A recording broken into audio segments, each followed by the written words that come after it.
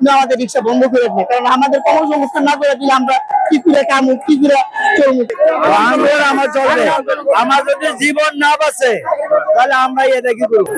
আন্দোলনের সময় আমরা রিক্সা চালকরা, আমরা সাধারণ শিক্ষার্থী এবং সাধারণ জনগণের পাশে ছিলাম, আমরা তাদের পাশে ছিলাম। আমাদের আমার রিক্সাটি আমি 100-র উপর স্টুডেন্ট বা সাধারণ মানুষ এদেরকে পার করাইছি, এর বিনিময়ে 1 টাকা ভাড়া নেই নাই, 1 টাকা ভাড়া নেই নাই। আমি যেহেতু আমরা ঢাকার মধ্যে অনেকদিন যাবত রিক্সা চালাই, আমরা বিভিন্ন হাসপাতালে তাদেরকে পৌঁছাই দিছি, স্টুডেন্ট বা সাধারণ মানুষকে আমরা যাতায়াত করাইছি, এর বিনিময়ে 1 টাকা মানে 1 টাকা নেই নাই।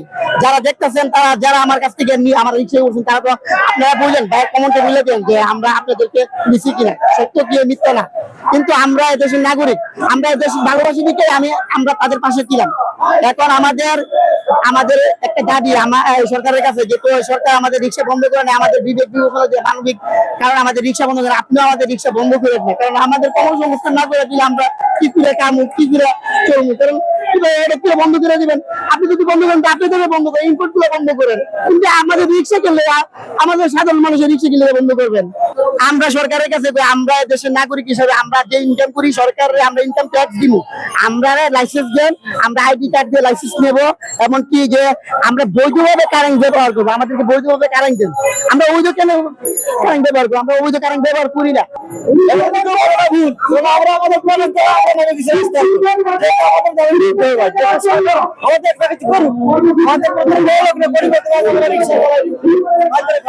আমাদের তো এটাই দাবি, এখন আমাদের এটাই মানতে হবে। 15 লাখের লগে আরো মানুষ আছে, আর 30 লাখ, তাহলে মানুষ কি করবো? সবই রোডে নামে আসবে। আমাকে বয়স হয়ে গেছে, আমাকে অটো চালিয়ে জীবন শেষ করতে, আমরা কি করে খাবো? আমরা ছোট কাজ করতে পারবো না, আমরা একটা বস্তা নিতে পারবো না, এটা কি নিতে পারবো? এখন সরকারের কাছে আমাদের দাবি এইটাই, আমরা কর্ম করে খাইতে চাই, আমরা এর কাছে সাহায্য চাই না। আমাদের কর্মটা যেভাবে আমরা খাইতে পারি এইভাবে কাগজ চাই, অরিজিনাল ভাবে কাগজ চাই। আমরা যেটা বই তৈরি হয় আমরা আবার আসবো, আমার চলবে, আমার যদি জীবন না বাঁচে তাহলে আমরা এটা কি করবো। যত সরকারে আসুক, এই আপনার বোর্ডের যেই দাম আছে, আমাদের গরিবের ওই দাম আছে, তাহলে আমাদের পূর্বে এত অত্যাচার কেন? হ্যাঁ, বন্ধ করছে কেন এটা হ্যাঁ ভালো জানে।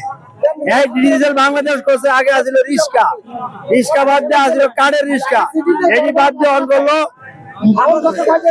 নৌকাবাড়ি, একটা গাড়ি করতে 1 লাখ টাকা যায়। এইটা আমরা কি করবো? আবার হ্যাঁ তো আমরা 10 টাকা সাহায্য করে না, আমরা কিস্তি উঠে করছি, যেভাবে করছি রেন বেন করি করছি, রেন ছাড়া তো করতে পারি না, রেন করি করছি, তাহলে আমরা রেন গুলা কি করবো? প্রবাসীদের বিনিয়োগের শতভাগ নির্ভরযোগ্য প্রতিষ্ঠান প্রবাসী সিটি লিমিটেড। এখানে বিনিয়োগ করে হালাল মুনাফা অর্জন করুন।